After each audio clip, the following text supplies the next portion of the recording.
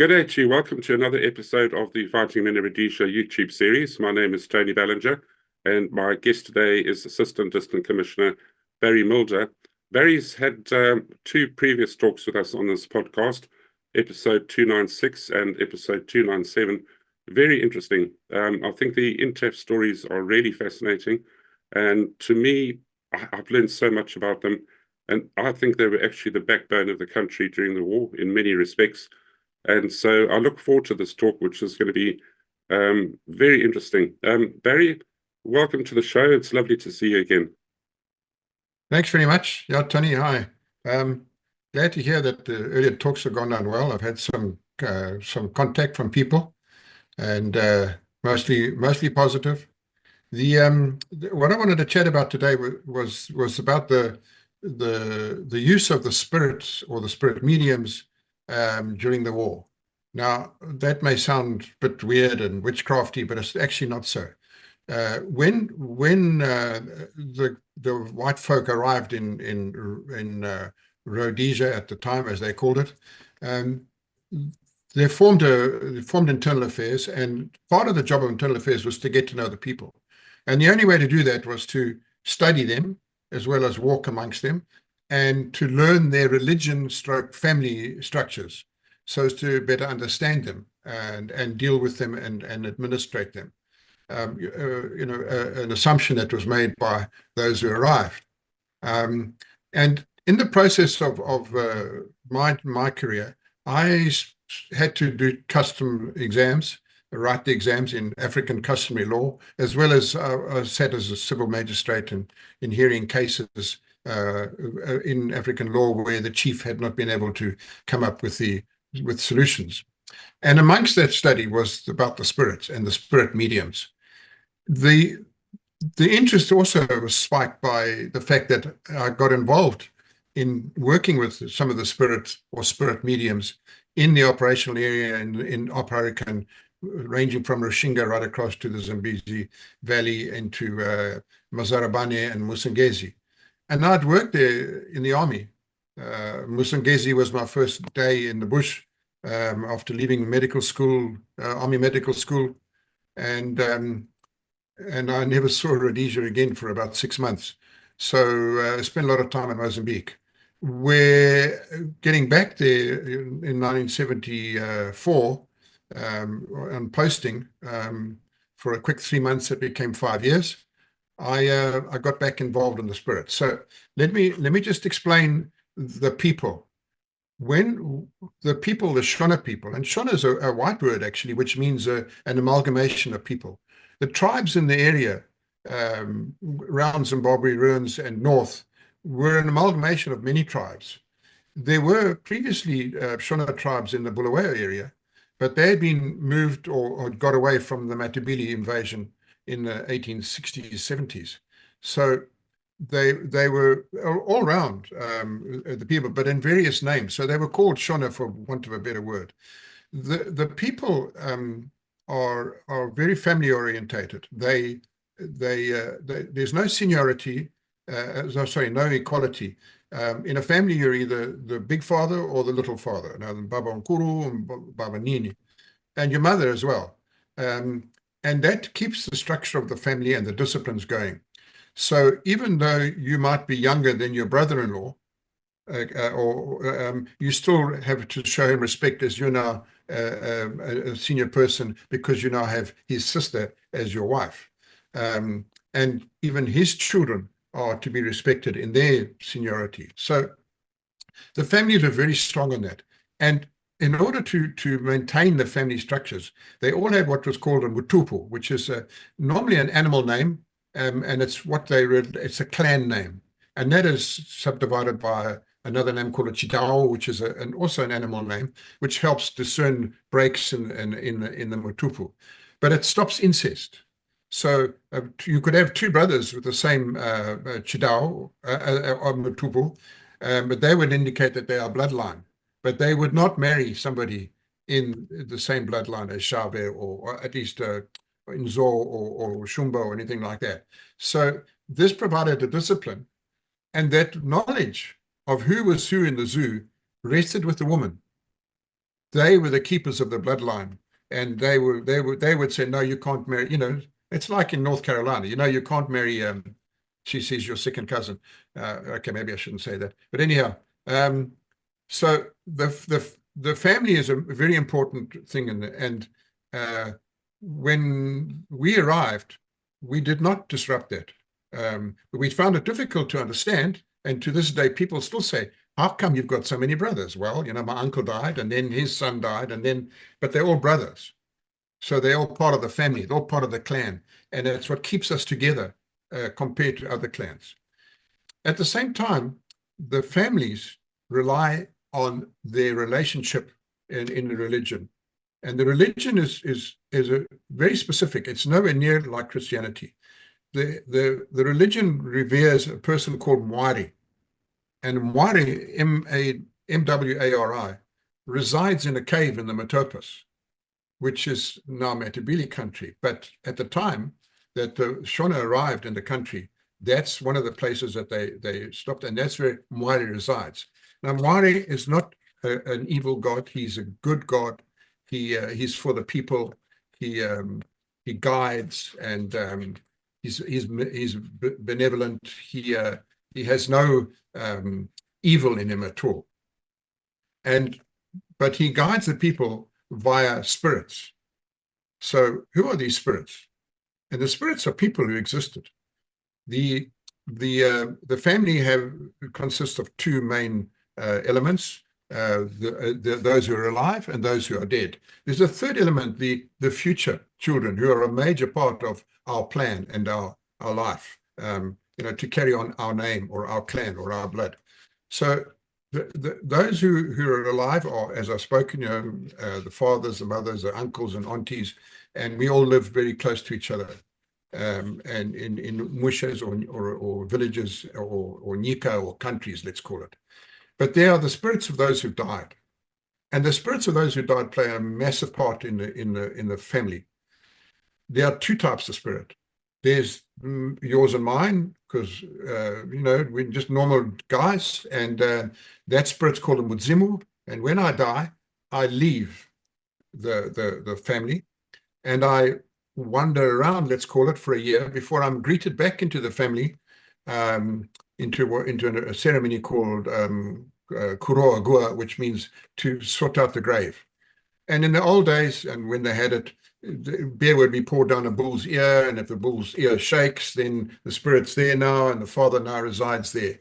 And the spirit comes back, and the spirit is there to guide the family should they request it.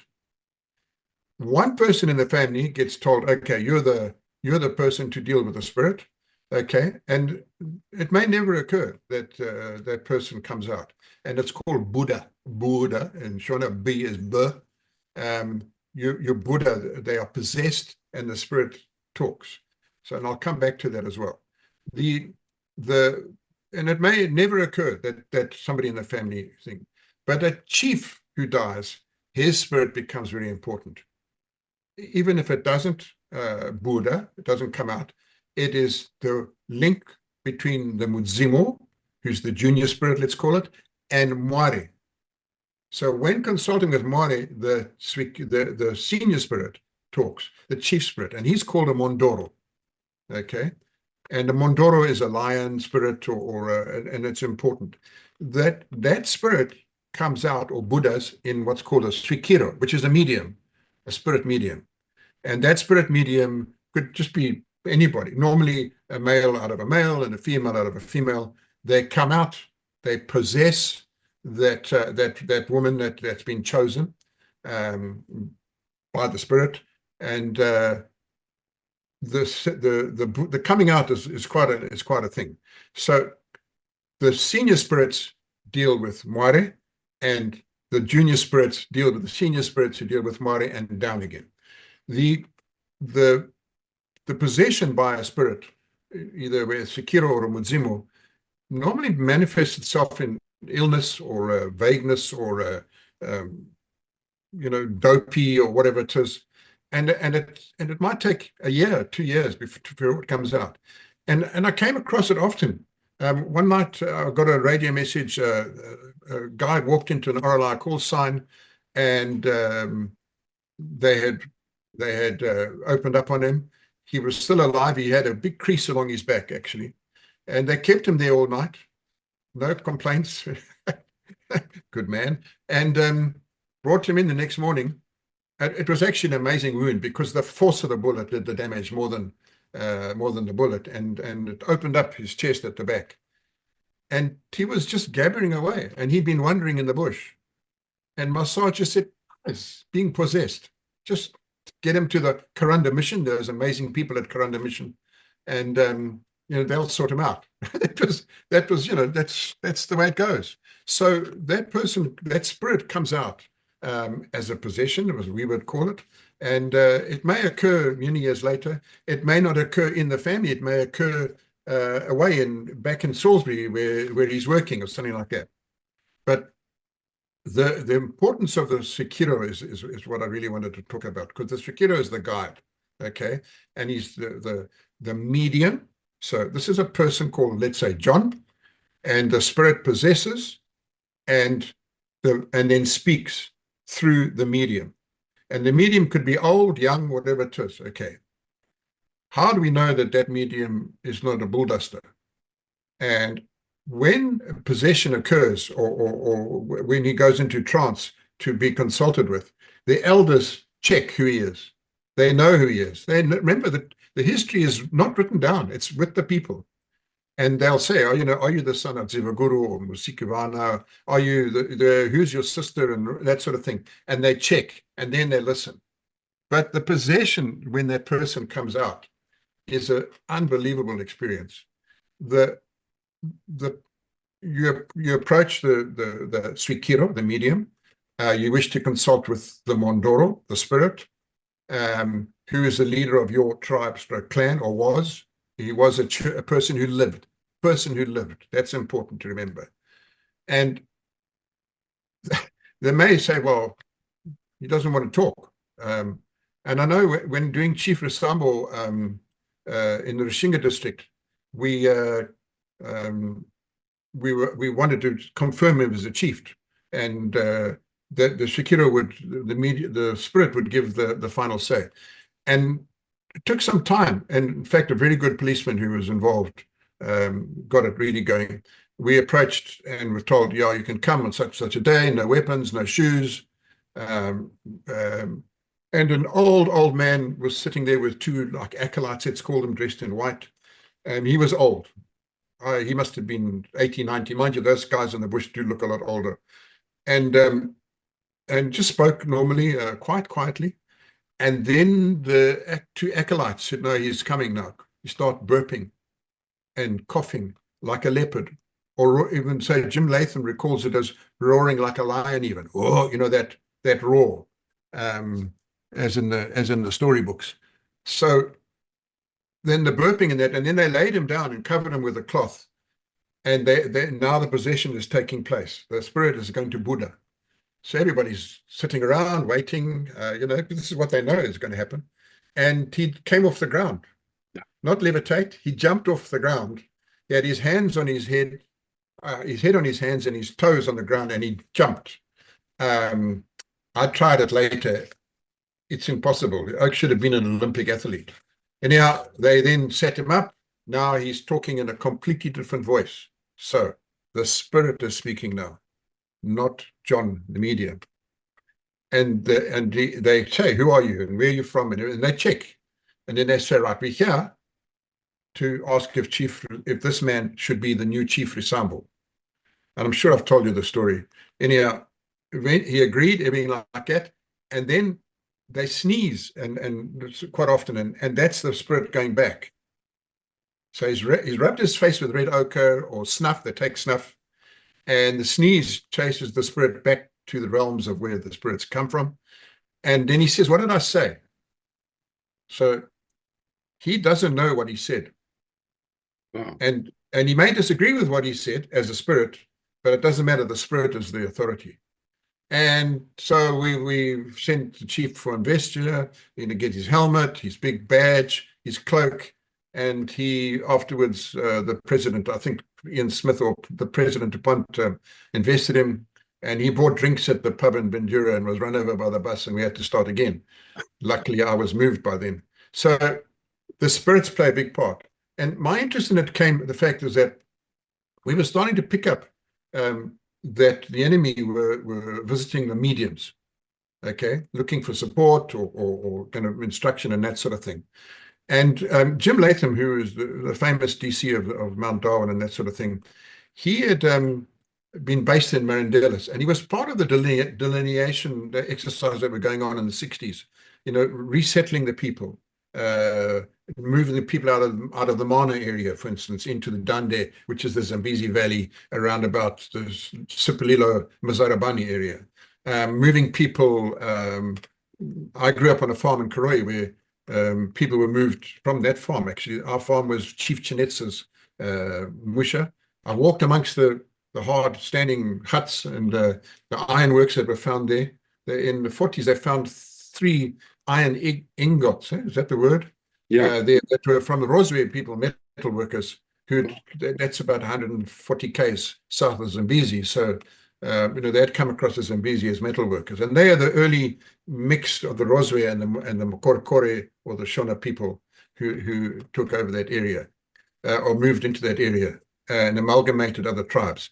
The delineation caused a lot of problems and anxiety amongst the people because they were moved.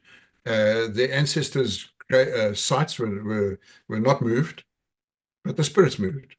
And things like the Batonka, when trying to get them out of the Zambezi Valley, they wouldn't move because the Kariba was starting to fill up. And eventually compromise was made and the right prayers and intercessions were done. And there was a famous god called Chimombe who resides amongst the Chimombe Chundu people in north of Karoi, in the Vuti area, which is a metal structure. Only a few people have ever seen it. It lives in its own hut with its own Swikiro who looks after it. And only a few people have ever seen it. It's a metal structure, look, apparently like a stand for a large bow or weapon. And I've seen pictures of them in Benin, something similar. And it was made of brass. And Benin is a big brass thing. So, but it was very old and it's damaged. So the moving of the spirits, the moving of the people caused a lot of dissatisfaction in the 50s and 60s. And Jim Latham was part of that whole movement. But it was much better planned in the 30s than that, where people moved out of the Mana area into the Dande. Mana became a wildlife area. It was quite a rough area anyway, to live in. That's where the famous people with the 2 toes live. But they're not a tribe, they're a clan within the structure. And Jim was then DC Marandellas, and he picked up that there was a lot of movement of Swikiros in the area of Marandellas coming out of the Mount Darwin area and Matoka area. And he picked it up because the Swikiros talk to each other.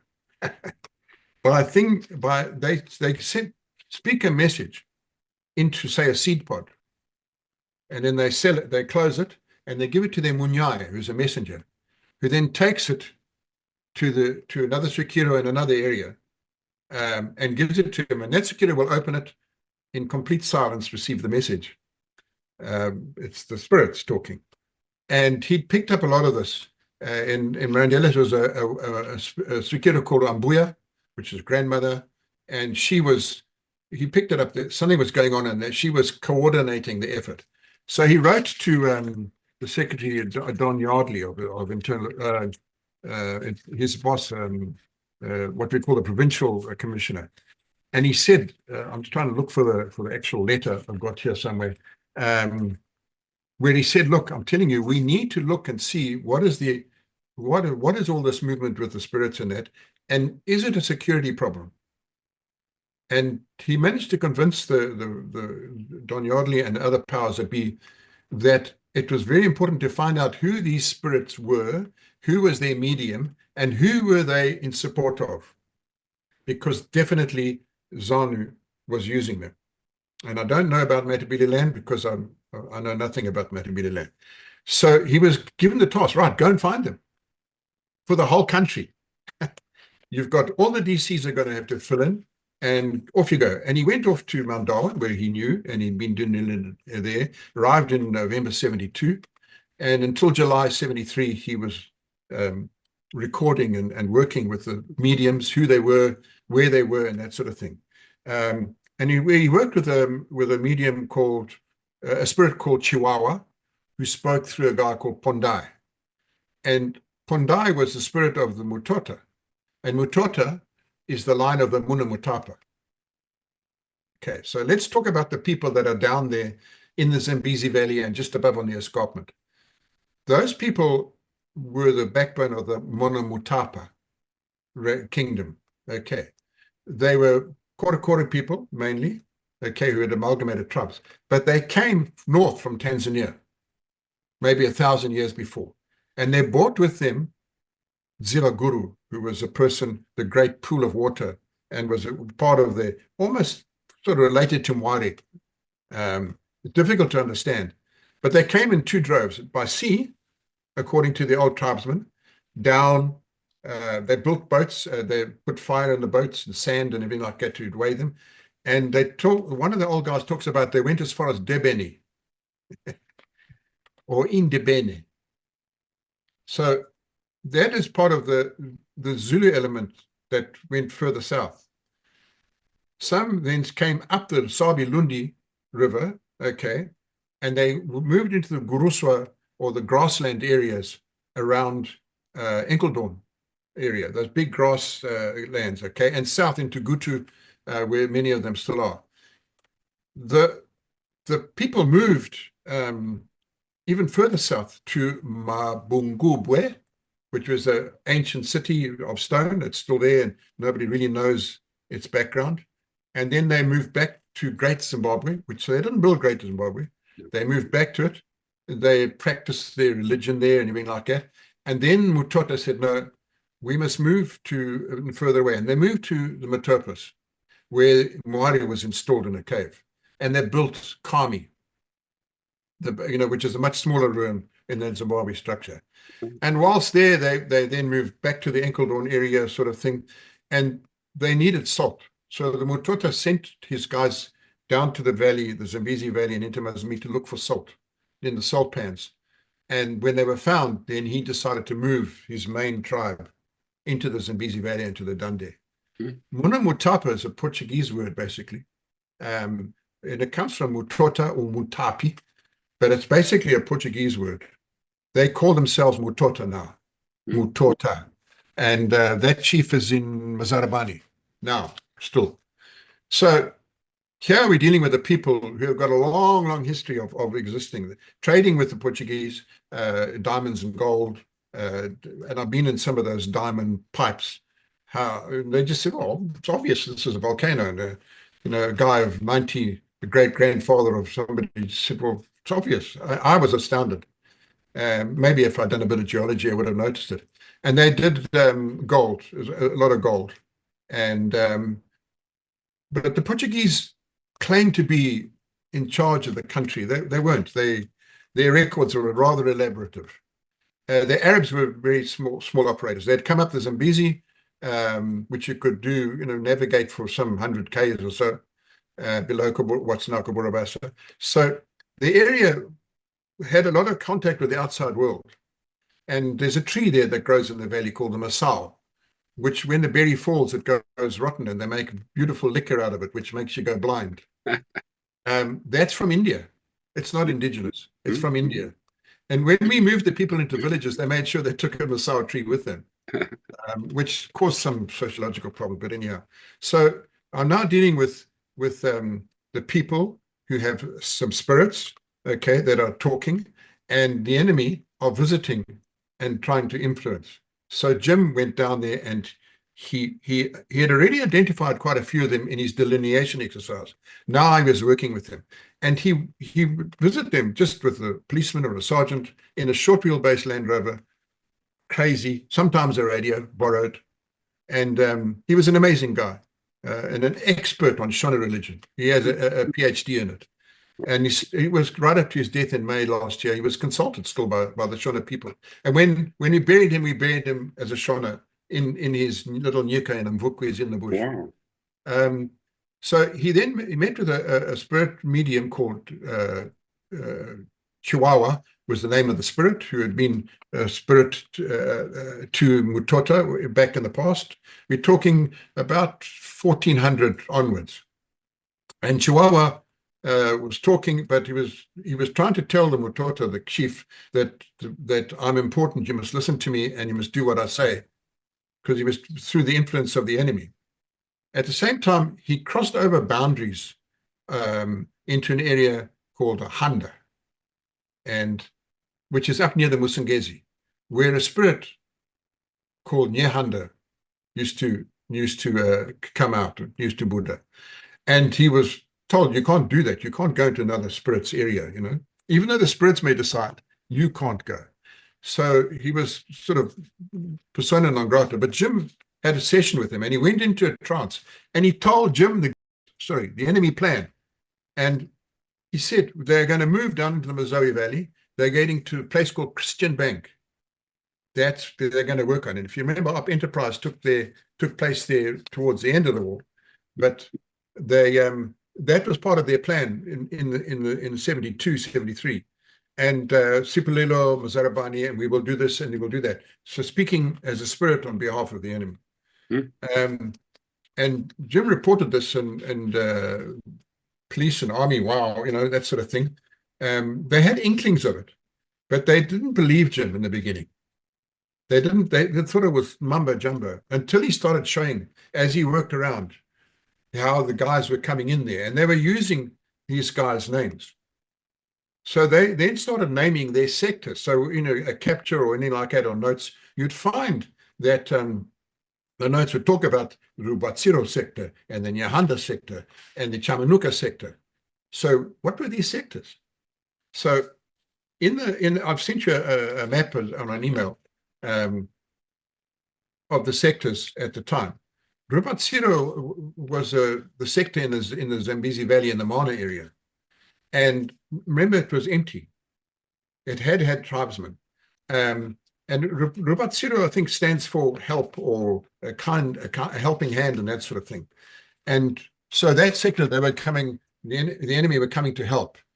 But in 74, when there was a fallout with Chitepo and Frulisi, and Chitepo found the landmine in his garden and moved on to become a spirit, maybe, that area became a ZAPU-controlled area.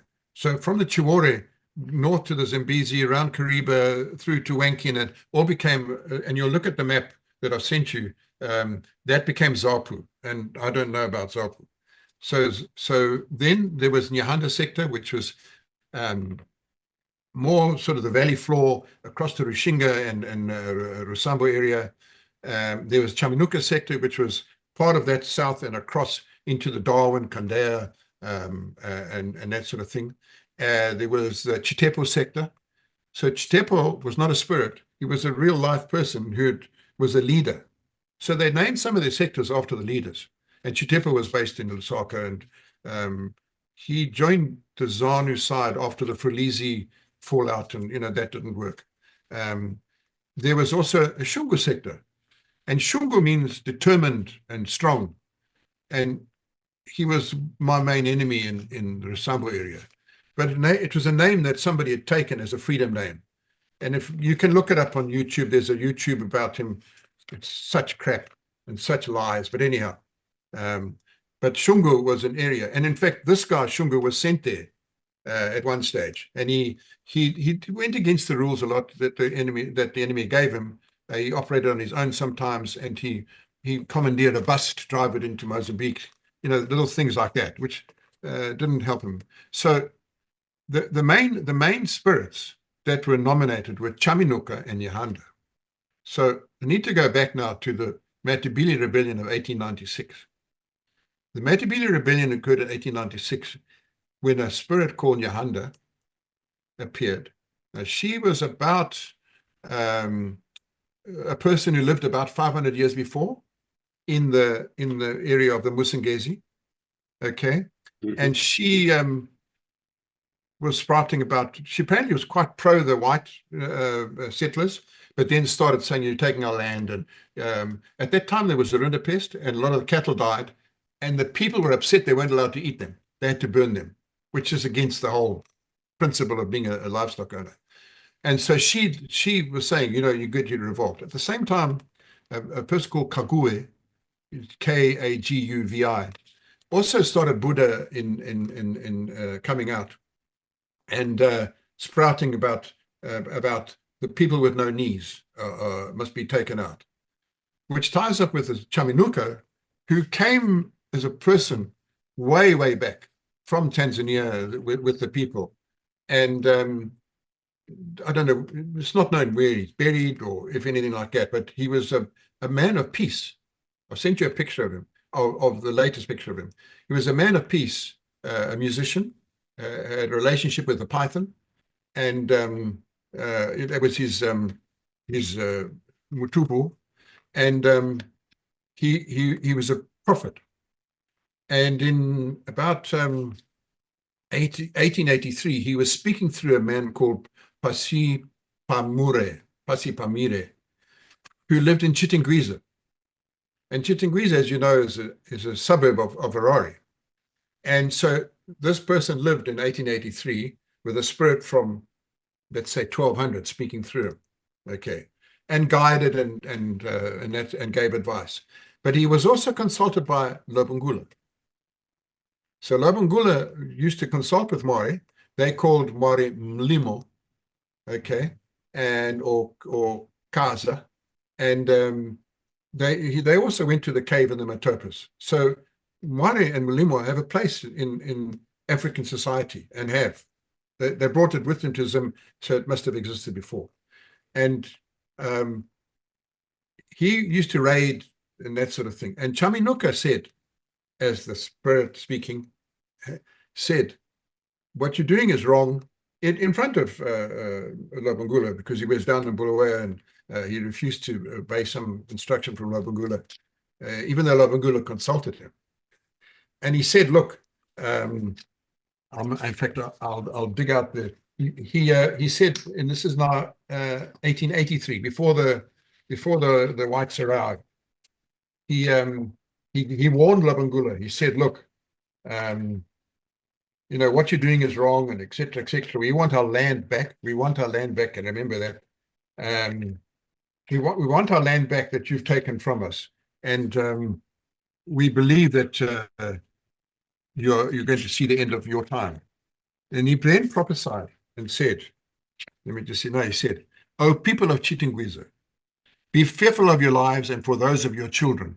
Understand, and I repeat, that there shall come from the sea a race of people without knees, who are stronger than the tyrant in Matabele. They will subdue your enemies and will pursue Lobengula to his shameful death. Then these kneeless people will build white houses on the land. They will bring with them a mighty boulder, such as never been seen before. It will roll with much force that no one will stand before it or divert it from its course." That was the railway line. Good Lord. And the trains. Okay. "These kneeless people will rule you with an iron fist and will not respect our customs. Their knowledge will pour over the people, and they will cause our young to abandon our traditions, which will grieve our ancestors. The ancestors will in turn give up our children to the tyranny of the strangers." So he then said, we need a strong leader. Good Lord. And Nyahanda came out along with Kaguve, and they led the rebellion. It started in Matabele land. It was called the Chimurenga War, free from, and it's now known as the Chimurenga, the first Chimurenga by the nationalists. Rhodes called it the Matabele War, and he declared war on Lobengula and the Shona chiefs, who were spread everywhere. About 100 families were slaughtered, families. Many of the commissioners were the place that everybody gathered around, civil defense, way back in then, and then it became a big thing where they rallied around the district commissioner in Darwin and Centenary and places like that, in civil defense. And eventually the police particularly realized that these instigators in Kagwe and Nyahanda were the cause, and they needed to be dealt with. They had killed a district commissioner called Pollard, and A. Pollard, whatever it is. Excuse me. And they picked up that they were in the Mazoe Valley. Now, Nyahanda, who was speaking, the person who was Nyahanda, Charwe, her name was, grew up there. And she was the daughter of a guy who was quite senior in that community. And Kagwe also is reputedly the spiritual wife, a husband of Nyahanda. And together they were captured and charged with the murder of Pollard under white law. That was in November 1897, is it? Yeah. And so this rebellion had been going on for some time, especially Matabele, and then moving as far as Mutare and places like that. And they were found guilty in April 1898 and sentenced to death. I've sent you a picture of the two of them. And Nyahanda then prophesied and said, because they were sentenced to death and put to death, she refused to plead or anything like that. And she just said, look, I'm prophesying now, my bones will rise again. So this is now a spirit come out from 500 years before, saying it's coming, and, I'm for the people. And Kagwe also said yes. Then he repented and became a Christian, which was quite clever of him before they hung him. But those two people were the leaders of the resistance, let's call it. Okay. So they disappear in time.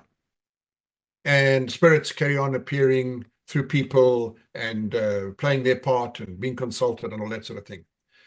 And their existence was supported by the government and everything like that. In the meantime, the Land Apportionment Act was being instigated, which was very unpopular, even with the DCs who had to implement it, and eventually it was scrapped. It was the separation of the races in many ways. And that's when Jim Latham came across this fact that the spirits were now beginning to play a part in society amongst the nationalists. And his concern. And so he identified all of them, as many as possible, along with many DCs all around the country. He wasn't the only one, but he was the instigator and the driver. The religion of Shona religion doesn't deny the existence of other religions, such as Bishop Muzirewa, a bishop who, when he took over Independence House, built a fire a cooking fire in the hearth, the fireplace, because that's tradition and that's where the spirits live. And I was involved in an incident where he was sniveling around in the bush, just close to my house, the day after my wife's 21st birthday.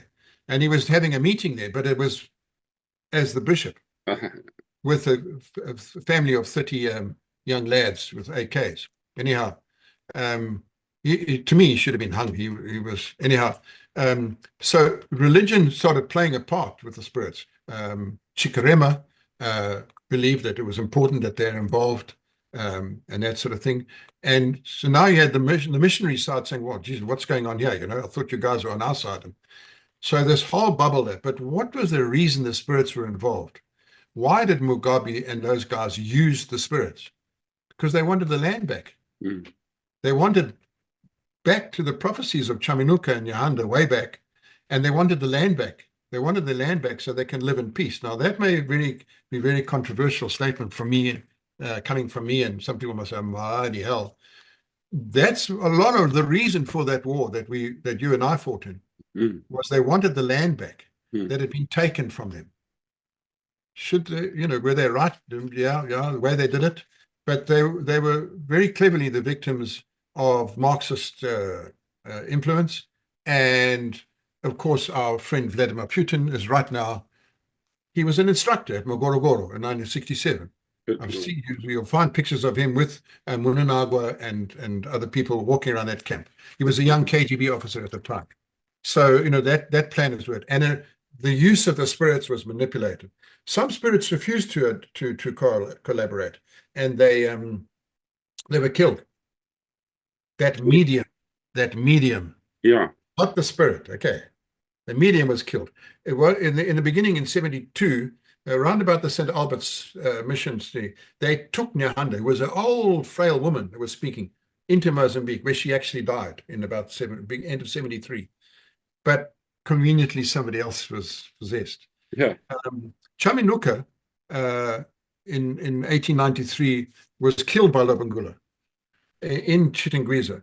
And when his family wanted to bury him, a wife had a big argument with him, with the family, and said, I want the body. Oh, no, said the elder son, I want. So they cut the body in half. So there were two Chaminukas for quite a long time.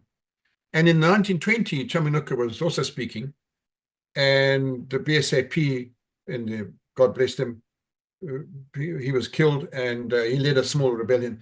He was cut in half, and two Chaminukas. And I had the pleasure of the top half visiting me in Mokumbura, and the bottom half was in Mozambique. Good Lord. It was the weirdest thing out. So he was on government side, as it were, and he arrived at Dakota, and I told all the people he's going to be coming. They knew Chaminuka was. Yeah, of course they knew him. You know, he was part of their history and their talk. And he got off the plane, and the crowds around, maybe 1,000 people. And my guys are there with their weapons and everything. And he got on the plane, big ostrich feathers, cowrie shells, black cloth, supplied by government. And people started falling into fits right there. I thought, oh my God, we've got poisoning or something. And the sergeant said, they're possessed, leave them. And they're lying on the ground and writhing and groaning and coughing and talking in tongues, as we know it now.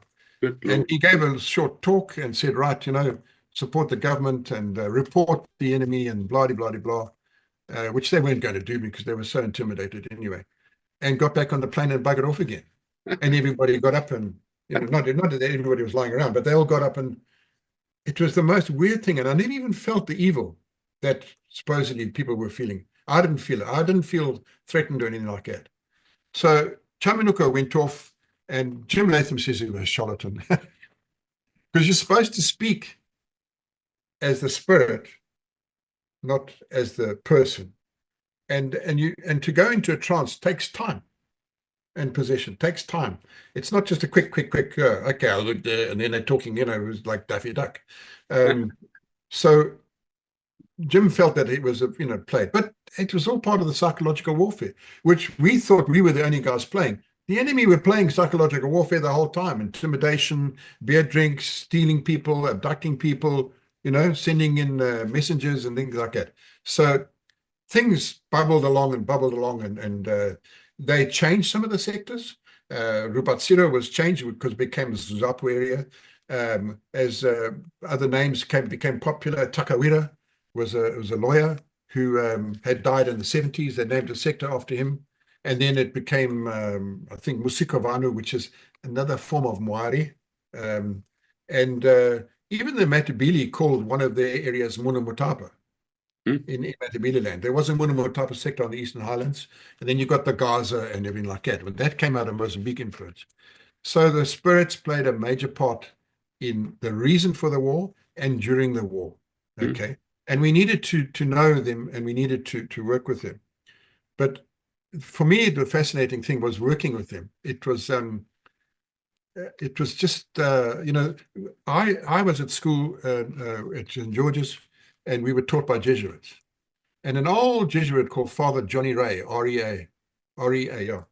He wrote a small book on a Jesuit priest called Gonzalo del Silveira, who was a priest to the Monomotapa in 1560 and was martyred by him. He became, the Monomotapa at the time became a Christian, or the Mutata, and then his son said, no, come on, Dad, you know, this is not on. And so they apparently burned him at the stake. But for me, that was an amazing, wow, you know, story. And the first martyr in Africa, it's not really recognized, but he was a martyr. And it happened in the area where I was, according to the people. So in part of my area was a place called Chigango. And if you know the Mavuradona, at the end of the Mavuradona is the Bullnose, where Ambush Alley used to be until we built the road around and down into towards Mukumbura to the east. And this high mountain range suddenly comes to an end. And in that area was Chigango. And Chigango is where Chief Chigango was, who was subject to Chief Chiswiti, which was further to the east. But in fact, in tribal history was actually senior to him, but, he accepted it. The people there were very reluctant to move into a predicted village. And we were interceded with by a person called Parangeta. His name was Mulder, because Parangeta was a spirit who was related to the Mutota way back. I've forgotten his mother's name, but he hadn't spoken for hundreds of years. And this old man, in fact, he wasn't that old. I'd say he's in his 40s compared to me. And he was talking and advising and that sort of thing. And he got arrested for meeting with the enemy and denied it and denied it and denied it. And so the army burnt a couple of huts. And Jim Latham happened to arrive soon after that to interview him because he'd heard about him. And he went into a trance. Jim said he was amazed how quickly he went into the trance. Then the roaring and the whoa, whoa, that sort of thing. And there in that area was another medium called, I forgot, began a Chinam, a woman who he said was asleep most of the time. And Parangeta was speaking and saying, you leave us alone. And so he was saying, but, if you help us, we'll help you and everything like that. So he said, well, I'll tell you what, you don't put the people into a protected village with a fence around it, and I'll see what I can do. Okay, fine. So he said, I'll be back in a couple of weeks. And Jim kept his word. He never put that area into a protected village. But what's interesting about that place is that Parangeta lived very close to the keep where we built up the walls, and the chief was quite close as well. And up in the mountain above it was a pool. It was a cave where the rain spirit lived. So that is Ziva Guru. So Ziva is a pool. Pool is big pool. In front of the cave was a fig tree and a small pool, just there. And then nothing. About 3 k's away down in the valley, the water came up again in another pool. So it was important, and it was there. And in the cave was the spirit, the rain spirit. And the rain spirit was administered or ministered to by the virgins of the tribe to this day. If the virgin fell pregnant, the chief's son was found guilty automatically to this day. And in 1928, a girl fell pregnant. And one of the people looking after the cave, and the chief's son was burnt at the stake. He was by the elders. They were all arrested. 1928. They were all arrested and charged with murder and put inside. And the constitutional guys and the judge said, this is they're practicing what they've always done. They're doing what the spirits say is got to be done, and the spirits play that part. So they were released. And in good African style, they said, okay, we'll make a plan. And they changed the custom to another punishment. But the chief's son was always guilty to this day. So Parangeta got his way in a way. And he also used to go and talk to a palm tree, the spirits in the palm tree, through the other side of the minefield. So we left a 1 meter gap for him, which was, don't tell anybody. And it became to be used, and he said, look, please close it. And I'll have to make a plan about visiting the spirit in the tree. So they do visit the spirits in the trees to thank them for, what's around them. It's not a person. So the idea was you sleep with a puff adder, let everybody know that you slept with a puff adder, and not sexually, in a sock in your sleeping bag. And then now you've got big spirit. And a guy who was from prisoners department, who was based with me for a short while, he did this, and we went in and we put defoliant in the roots of the tree. So it started hanging down, and a couple of weeks later, we managed to get a palm tree out of the Gonorrhoea, and we went in one night and planted it. Wow, he said, the spirits moved. Anyhow, about a year later, he said, look, I know it was you. I saw you. Okay, fine. The spirit saw us and told Munoda. anyhow, he did a lot of good, and we became quite good friends. He refused to get in a vehicle, which the spirits really don't like that. But when I wanted to fly him over the area to show him the conservation stuff, he agreed to go by plane. And you know, Tony, he described the area to me on the map that he'd never been in a plane and never seen the map before. He said, no, that's Chigango's area, that's Jeremica's area, and that sort of thing. He knew. Wow. Amazing. Amazing. Amazing. So then in 99, he was killed in November and by the enemy, and lightning struck a tree, and it didn't rain in the Zambezi Valley for the rest of the year. And he hasn't appeared again, apparently. He hasn't come out. He's gone back to wherever it is. So going back to the first Chimurenga and now the second Chimurenga, as they called it, it was about the land, and it was manipulated via the spirits and the Marxist leaders and everything like that to give the war its meaning. And it's still, the spirits are still a bone of contention with research. If you look at, there's lots of research on it, how they're using the spirits still, but now not like we used to use. This is now the nationalists. So the war was about giving us our land back. So was it right? Was it wrong? Well, I have my own feelings about it, and the people who died deciding that. But that's why the sectors were named after spirits, because they were part of the first Chimurenga to get our land back in the second Chimurenga, and they got it back. Gave it to all the vets, and they've stuffed it up again. Well, they're now giving it to the Chinese. Sorry, chaps, in China. So that's my background with it and my interest with it, and I'm still interested. I've still got research on it. I've sent you a photo of Chaminuka taken some time back, and I've sent you a photo of Yahanda and Kugwe just before they were sentenced. Yeah, and I'm sure that'll cause a bit of discussion. Well, yes, that's always good to have a bit of debate. Yeah. Very, very, what a fascinating talk. It's created a few questions in my mind. Yeah. Firstly, those people that were on the Zambezi Crescent around Koroi and all that sort of area, the escarpment, I've always been under the impression that the locals didn't live in that area because of the tsetse fly. Have I got that wrong? No, they didn't. So in Koroi, our farm was about 10 kilometers from Koroi on the main road, but the top boundary was very close to the little township. That was Chief Chinetsa's area. And did that not have tsetse fly on it? Not, and that was in the early 50s. And the first governor of that area was Peter Chinetsa, who took the farm. Apparently is run by him now. Anyhow, but that's their story. The people who moved to Vuti and down to Chiwore to Komachi, but they were moved away from the tsetse, which was on the edge, of the Mana and that sort of thing. Right. So there was a drive to de-tsetsify the area, sort of thing. I think they got good stuff, and quite a few white guys decided to go with them, and they had, great grandchildren now, and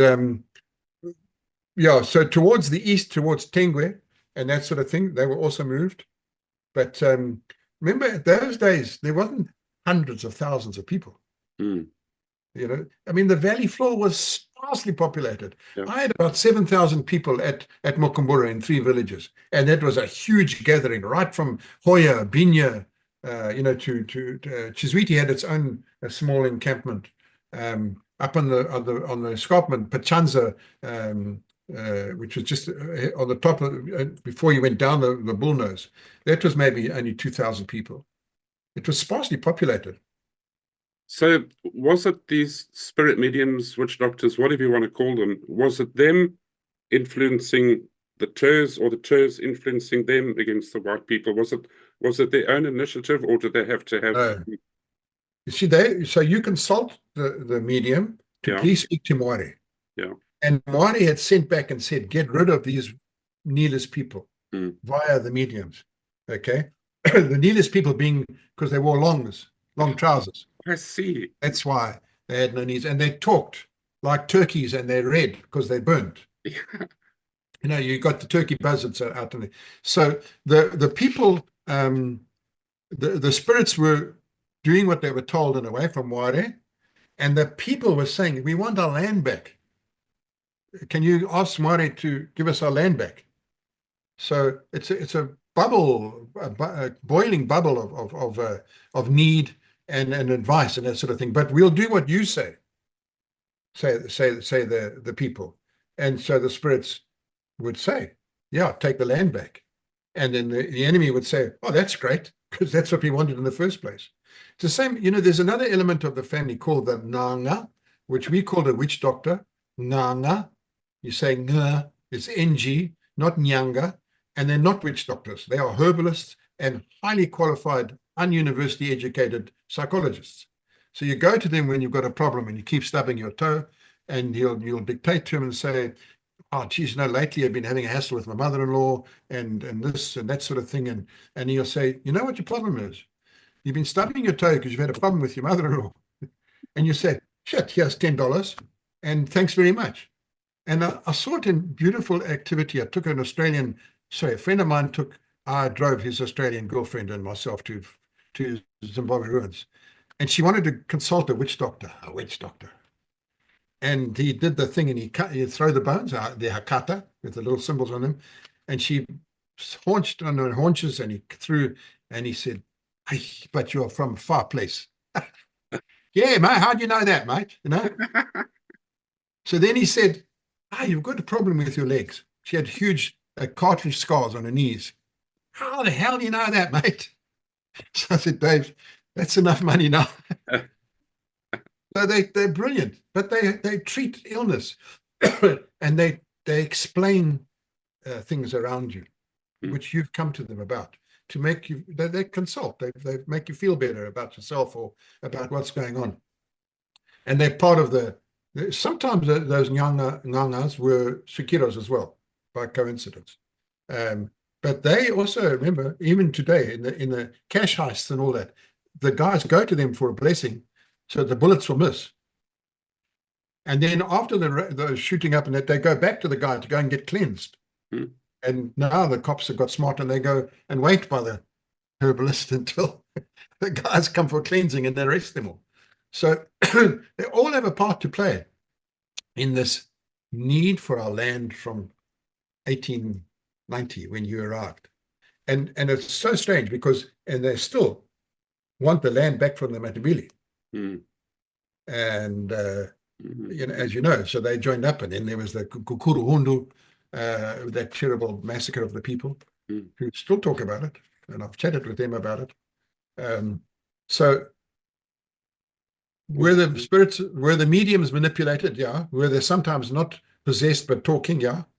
I'd say they could easily have been. Were those who wouldn't cooperate killed? Yes, they were. It's amazing. It's fascinating. I mean, Nyahanda was the daughter of Mutota and the half brother of a Mutota called Ndebedza. And his father insisted that they have ritual sex, incestual sex, so that he can maintain his line. And she was very, very upset about it and became a very aggressive and angry person.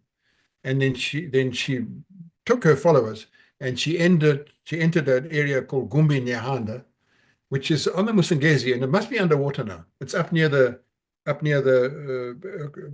border, you know, which is our border, which we made the border, you know. And she didn't appear for a long, long time. But when there was a need, she came, and when there was an angry need, she came. And so she didn't appear always back in the Zambezi Valley. She appeared in Mazoe. So the spirit chose a woman from the Mazoe area in the Mazoe Valley and spoke. It took maybe a couple of years to Buddha. And yeah, it's is it evil?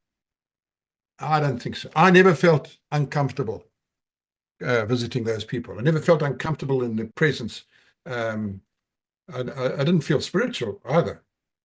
And I'm quite a old-fashioned Catholic, but there's something there. There's something there. Why would people believe for thousands of years? It's a discipline.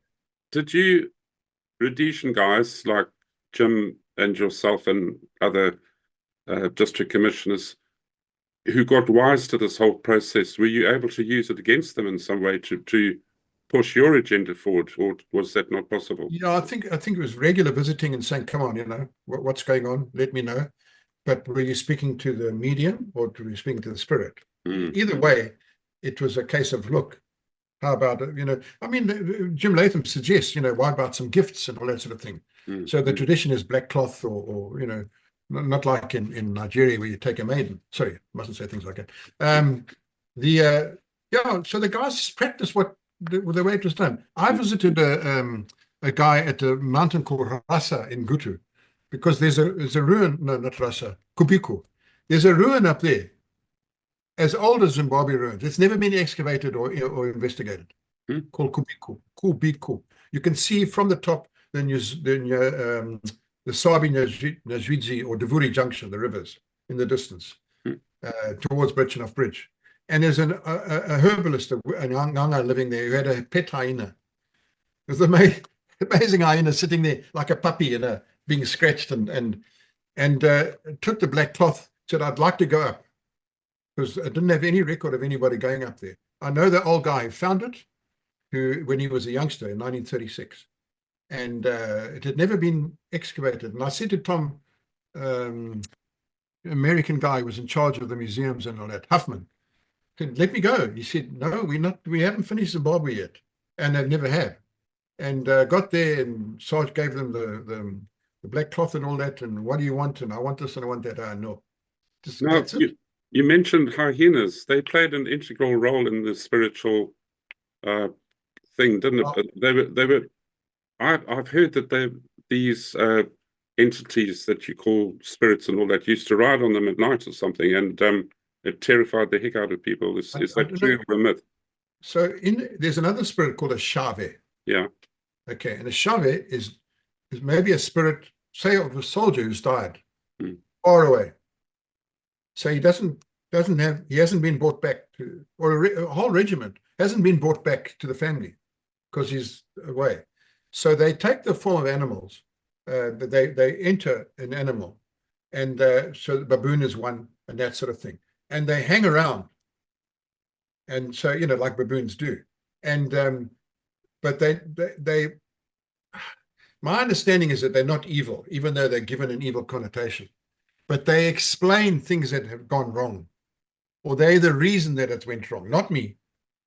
I wasn't rude to my father-in-law. It's the shave who made me rude, you know, things like that.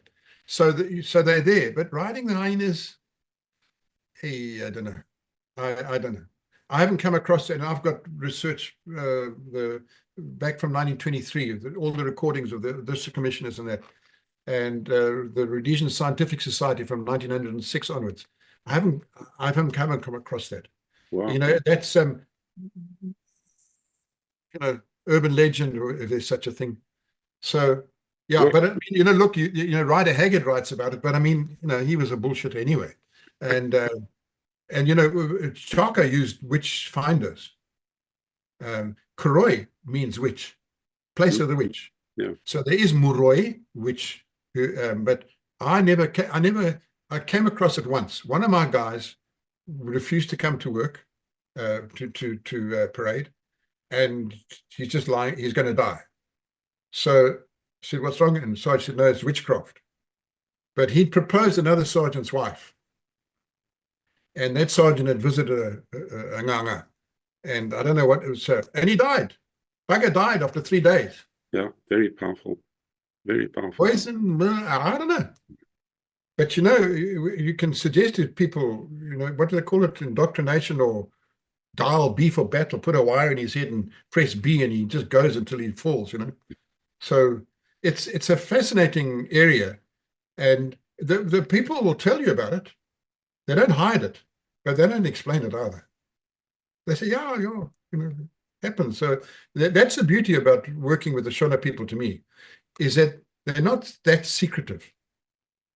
They you know, they won't tell you where the minerals are, or where the cave where the Vaduma chiefs are buried in the Guti area. They're not buried, they smoke them sitting up, as it were. They dry them, and they're sitting on rock in a big cave, and in front of them are reportedly books, massive books, but they're not. They're trunks. Okay, and the story is that a Portuguese or Arab train leaving Great Zimbabwe through that Guti area towards the coast to catch the Sabi or the Lundi, and they were attacked by one or the other, and they hid their stuff in the cave and never got back. And the old guy said to me, "It's not books, sir. It's the trunks." Which he must have never seen in his life. But he could explain it to me. And so I had a cook. And one day I came on my pillow, and there was a Vaseline bottle with a bit of flesh in it and some oil. And I said to Sarge, "What is this?" He said, "Oh, you're asking too many questions of the cook who was a Vaduma about, the people and all that. You're asking too many questions." So I said, "What do I do?" He said, "You must do the magic back again." I said, "How?" He said, "Watch." So the cook used to cook every night his meal, or in the evenings, before going back to his kraal. And he'd make his sadza, his mealie meal. So we put a bottle of Inos in the top of the sadza. And there were screams and shouts in my way, and because as he poured it in the water, it just fluffed it. He never came back. So did I win? I don't know. But I negated his magic. And so those secrets are for them to maintain and talk about. What you've told me really puts into focus the whole war, and in fact what we were fighting, not who we were fighting. We were fighting a religion, a concept, a belief system that you can't really fire bullets at. And yeah, look, I don't know if people will disagree with me, and I've only come to that in maybe the last 20 years. Mm-hmm. That's really what it was about. Mm. So was it a waste? No, I don't think so. Could have been worse. And is it what's happening in other places in Africa? Maybe. So, Cecil John Rhodes, roll in your grave, you bugger. Well, it's very interesting. I'm a Christian, a practicing Christian, and I look at this story from the mind of a Christian. And, it says in the Bible that you're born once and you die once. And when you're dead, you can't communicate with this current plane of existence. Yeah. But walking alongside all of us and around everywhere are demonic spirits, which are called familiar spirits. And they are familiar with your life. They're familiar with Chamanuka. They know you. They know you. Yeah. So that when you die and these possessions take place, it's a genuine possession. You are being possessed with a familiar spirit, and he knows the past. He's got the knowledge. He's lived for thousands of years, hundreds of thousands, since God created heaven and earth and angels and fallen angels. They're around, so they have this knowledge. They can, and about you, because a demon requires flesh to live in, like when Jesus chased the demons into the pigs and they all went running off. Yeah. They've got to live in flesh. They have to inhabit flesh. So this is very easy for me to see from a Christian point of view, but others may not agree with what I'm saying here. But that's the way I. The interesting part is that it's this people who existed. Yes, they actually lived. They can't be somebody who didn't live. Yes, of course. Why didn't live? He's benevolent. He's just all powerful. Yes. He has no wife, no children, nothing. But the spirits are people who lived. Therefore, they can be more easily believed. Yeah. So the possession, that people say I'm possessed and I'm talking in tongues. Maybe. Well, that's maybe that throat coughing. Ah, the coughing and the guttural and that demonic spirit entering him. The vocal cords are taking on the sounds that this creature understands or knows. I don't know if you ever visited a psychic. My wife used to be big into psychics, and that gave me the willies. And so she made me go to one, and the person said, "Your name's Fred." I said, "What do you mean my name's Fred?" "No, you were a priest in Egypt." I said, "Come on now. I've paid you your money. Come on, stop all this thing." Anyhow, she told my wife a few things, and they came to pass, some of them. And so that didn't make me believe that. I'm very, very old-fashioned, but I'm not scared of the Shona religion. I'm scared. You know, when I went to varsity, I was 29. Yeah. And one of the courses was every 6 weeks you wrote an exam and everything like that. I was an old guy with 3 or 4 other guys, all bearded and long hair, and they all thought we were special branches, salute scouts, but anyhow, which caused a few problems until we fought back. And we wrote a course called Death and Dying. And then the exam was at the end of 6 weeks, give us your view on death and dying. So I wrote about the Shona way. Because my sergeant major told me, I'm not going on top with you because so-and-so was killed, Corporal Winston was killed on the 24th of June, and you're not concentrating on the job. He's coming back. Relax, he's coming back, you know. So he hasn't gone. He's there. He's going to be helping us later. And I started using that quite often to get a grip on things, as well as, okay, well, let's see.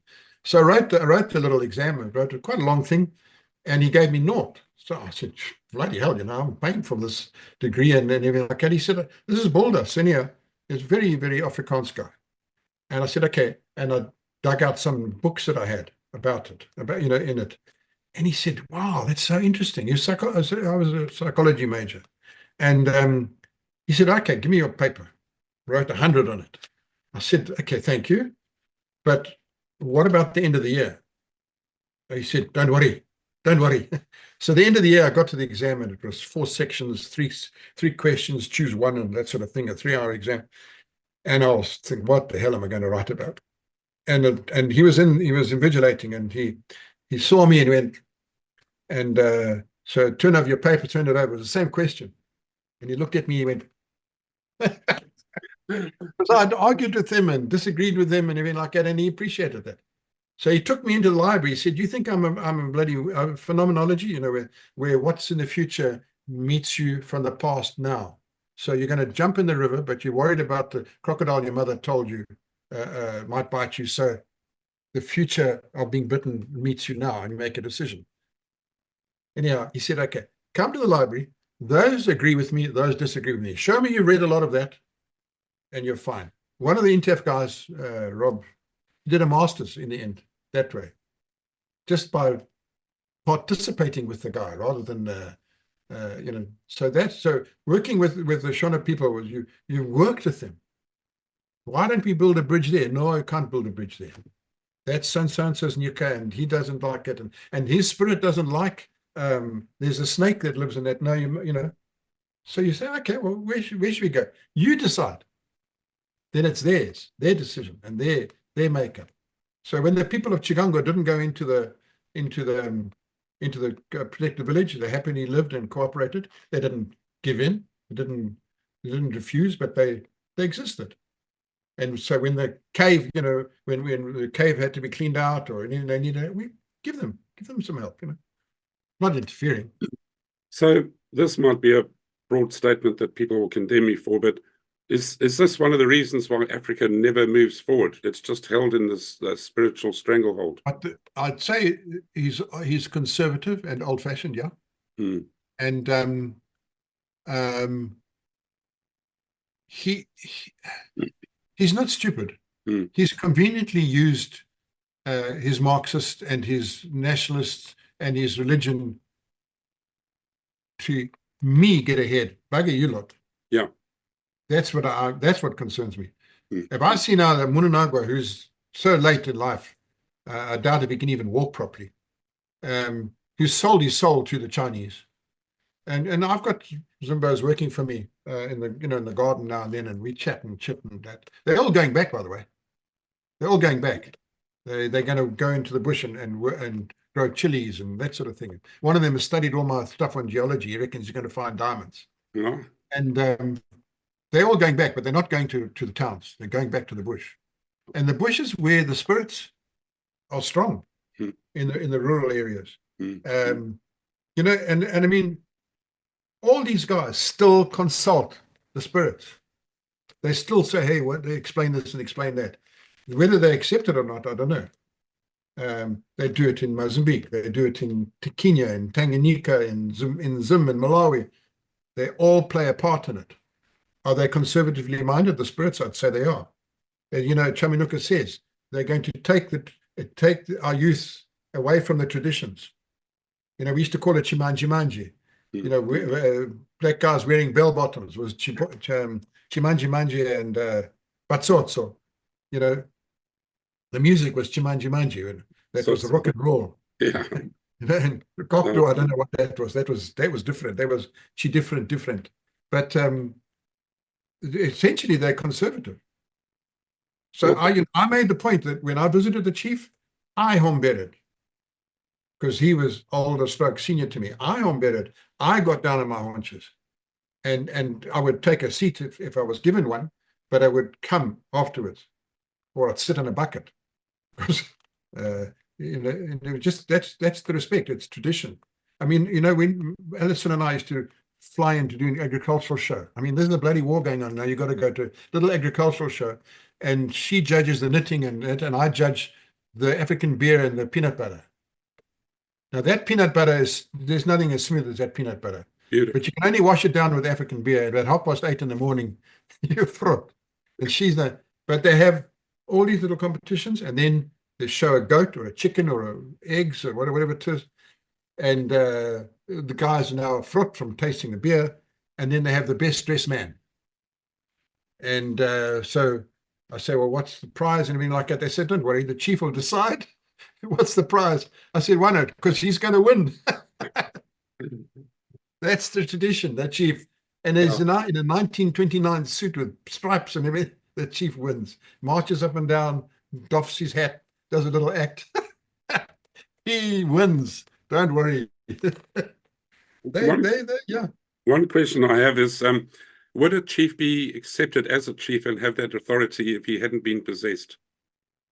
No, he's not necessarily possessed. Okay. He becomes a spirit when he dies. Right. He may never speak as a spirit. It may never happen. But he becomes a spirit. He is appointed or approved of by the people through the lineage and the mothers, and that, and then the spirit confirms that he's part of the line. Right. So he's not possessed. Okay. He becomes a possessor, maybe later. He possesses somebody later. And I would say that the time will change as the spirits get younger, or as the spirits have changed. They've changed in their concept. But I think there in the East West Africa, they have those ceremonies where the guys dress up as those those straw hats and those. That's still going on. Look, a lot of it's tradition and for tourists, but still going on, and it works. Well, I can affirm that the spirit world does actually exist. When I was living in Pietermaritzburg, my wife was working with this Indian woman who came to work absolutely distraught one day. And my wife said to her, "What's the problem?" And she said, "Everything in my house keeps exploding into flames. Everything that's combustible has been burnt. We can't tolerate it anymore. We don't know what to do." I spoke to my pastor in Afrikaans guy. Is she Christian? I was going to say. No, she was a Hindu. Yeah, okay. And this pastor friend of mine and I, we went up there one evening. As we arrived at the front door of the house with her to show us how to get there, and there was no one else in there. The front door flew open, boing, and all this burning stuff just came flying out, landing on the ground. And the heckles, my hairs were going up. Yeah. And I went into the place, and every single thing that was combustible, pelmets, curtains, chairs, carpet, all had scorch marks on them, burnt everywhere. Wow. And my hair was up, and then you could feel it. You could feel the electricity in the air. And this is not some mechanical thing. We're not at the juncture of a Zesa fault. Oh, okay. You know what I mean? It feels, yeah. I went down the passageway, and the first house door I found on the second door on the left was the room where they had their shrine, the little multi-arm. Yeah, the little Hindu, with the not a single thing burnt in there. Curtains intact, helmets intact. They say those gods are. I turned to the woman, the owner of the house, and I said, "That's where a demon is living in there, and he's doing this to your house." Now, her husband arrived at that point and the domestic maid. And then I walked down the kitchen towards the kitchen door, went into the kitchen. As I went into the kitchen, the cabinet under the sink, the door made of wood, flew open like that, and a tongue of flame about 4 to 5 feet long shot out. And I bolted back, and then praying in tongues in my head as a Christian, I went in there and I looked under the thing, and there was nothing. I'm telling you, there were a couple of bottles of Jik or whatever, and a handheld brush, which was smoking a bit, but that's what the flame came out of. It's amazing. So anyway, we congregated in the passageway, and we witnessed to them about the Lord, and he's the top dog of all spirits on earth, and all that sort of stuff. And they both bowed their heads and gave their lives to Christ. Yeah. The maid was already a So Christian. they were Hindus as well. That's interesting. Yeah. Yeah. And they went. They're quite hard, fast in there. Oh, they went worship. they went into that room. I tell you, they picked up the shrine, which was ceramic. They took it outside and they smashed it on the floor. And I have a problem with them. Those 15 trunks and all 14 arms, and they got 300 million gods. So and that's all demonic. And Barry, that house never got burnt ever again. Yeah. So when were you in Maritzburg? Pardon? When were you in Maritzburg? Oh, crumbs. I immigrated to South Africa in 1980. I think it was about 1980, 82, 83. Yeah. It was actually, this incident was not my incident, but that very house was actually recorded in the newspaper when a report had been, been there to verify that this thing happened. Yeah. Sure. I opened the Jet there in 1984. The Jet stores, Church Street. Yeah, Jet stores. Yeah. Oh, Jet stores. Yes. Yeah, my son was born there, and my grandfather was born there. The one I never met. His name was Frudd, Frudd. He died in 1949. He was a prospector in Mozambique, as most of those guys were. Yeah. So Maritzburg is a weird town, eh? Yes. They still burn, they still have Hindu funerals. One of my window dressers became a well-known herbalist.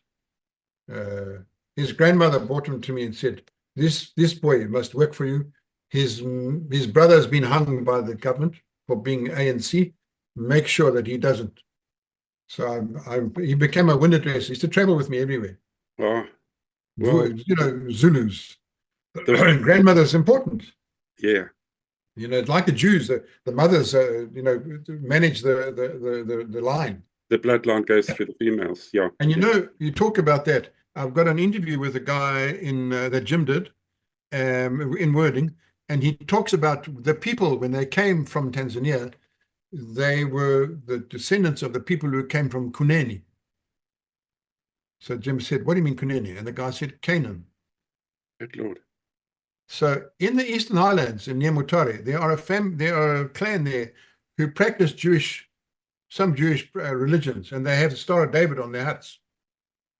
So now, and you say, "Well, we come from a long, long way away." So, and then they say that there was a time when the trees had white stuff growing on it. Lord, eh? Yeah. So there's always, the line goes back. It's like DNA. Oh, yeah. I mean, I did DNA and I found out I'm Jewish. Oh, right. Yes, good. My father, I never knew my father until 1985. Yeah. I'm a Viking according to my DNA. Okay. Yeah, 70% Viking. Lithuanian. I come mainly from North Denmark and Norway, that area. Yeah. My daughter's in Sweden now. Oh, right. She's found a Viking. I'll tell you something, Barry, and I think we'll have to close then. I'm convinced that our DNA is so incredibly complicated and just mind-blowing that part of our memories from the past are carried in DNA. Must be. I'll tell you why. When I went to Denmark, my brother flew me over there to meet him in Copenhagen. We went for a drive right north to where you can overlook the strait into either Norway or Sweden. And I said to my wife, "I've been here before, man. I could almost tell you what was on the other side of that hill." It's like an ancestral memory, but I sort of get shivers saying this as a Christian because I don't want to get into witchcraft myself, but Yeah, sure. that's just a feeling, they call it deja vu or whatever. I think it's a memory in your DNA. It must be that, because I mean your DNA has come from somebody Yeah.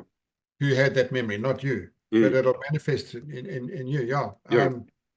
I mean, my brother, before he died, just a week, 3 weeks before Ellison, on Valentine's Day in Harare, and he at his wedding said, "Isn't it amazing? I'm marrying a German girl, and I've looked back, and my family, Mulder, Yes. come from the Mulder area in how the hell he did the research back in 1983, I don't know." Isn't that amazing, sort of thing? And I went, oh shit, okay. So it was important to him. But I now know that I'm Jewish, and is that why I've always gotten well with Jews. Yeah. And they used to call me the rabbi at Jet when I worked for Jet. They used to call me, oh look, I had a beard, and they used to call me rabbi. So sometimes I'd come with an umbrella and a bowler hat, and Yeah. I didn't take things very seriously. They're the chosen race. Yeah, I've got to go there. Got to go there. Oh yeah, man. I'm just, and the prophecies in the Bible are unfolding in front of our eyes. I've been studying eschatology for 42 years. Yeah. And I can tell you the scriptures are so accurate, almost down to the last dot. There's, it's the coming. What does it say about Donald? I don't know about Donald, but there's one very interesting thing. Before Israel can get attacked by the Confederation of Iran, Turkey, and Russia, Israel has to be at peace. Because in Ezekiel 38, it says Israel will be attacked when it's in a state of unwalled villages, okay, which is peace. Now, Donald Trump is a peacemaker. Whatever you think of him, he did the most amazing things in his first term. And I believe in this term, he will bring peace to the Middle East, even if it's through war. And I believe all of that nonsense in Russia and Ukraine. Build golf courses in the Gaza. Yeah, I mean, people. I think he's amazing. I think he made a fool of himself the other night. He will, in my mind, he will bring that peace. And even if he dies, it'll go through to Vance, who's an excellent vice president. And at some stage, this thing is going to fester again because it's a spiritual war. It's not over land. Oh, they're not going to give up. The enemy, stroke the devil, is not going to give up. They're going to attack. They're going to attack the temple and get defeated. The sons of Noah, Sam, Ham, and Japheth. Yeah, and at that point, I'm preaching now. I've been speaking to you for 2 hours. That's when the rapture of the saints happens. Oh, is it 2 hours? So we started 1:42. Yeah. Good. You see, when I talk, I don't talk to many people because I live on my own. Yeah. And I'm in an Englishman in an Afrikaans town, I tend to talk too much. Okay. No, it's absolutely brilliant. We'll just divide this into 2 1-hour talks. Okay, fine. All right. Yeah. So, but I think we'll round it off there. I can honestly say, thank you. Thanks very much. I've enjoyed this talk more than any I've done, and I've learned probably more than I've learned, because it's given that dimension to the enemy's drive that I've never really understood before. Yeah. How can they be so stupid? Yeah.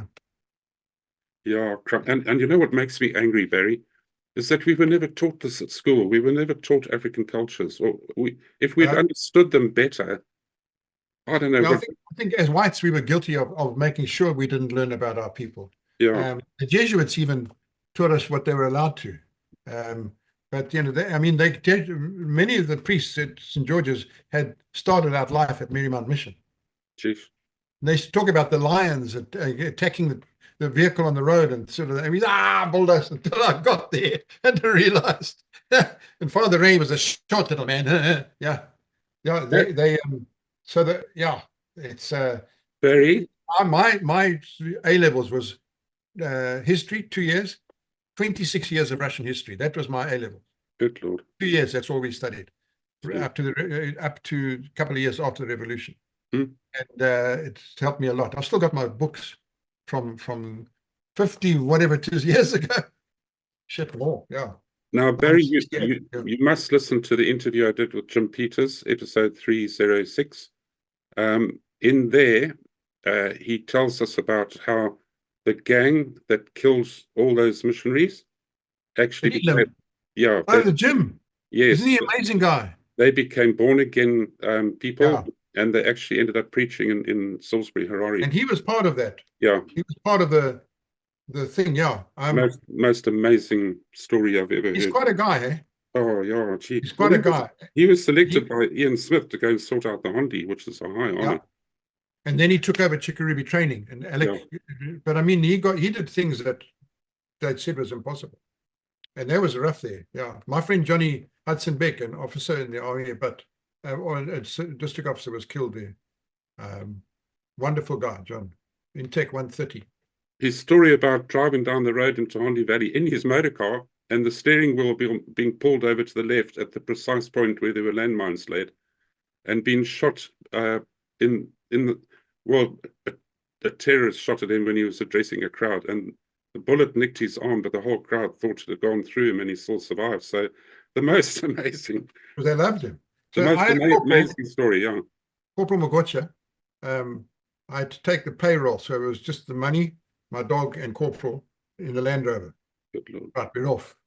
Tell them we're coming, which maybe wasn't so clever, but anyhow. And we got to this river, small river, very small river, a little flooded with stones and rubbish. And he said, Sam, no, stop. He was an ex-RAR, Malaya, and short little fat guy. And I don't know where he got his FN from, because he had an FN.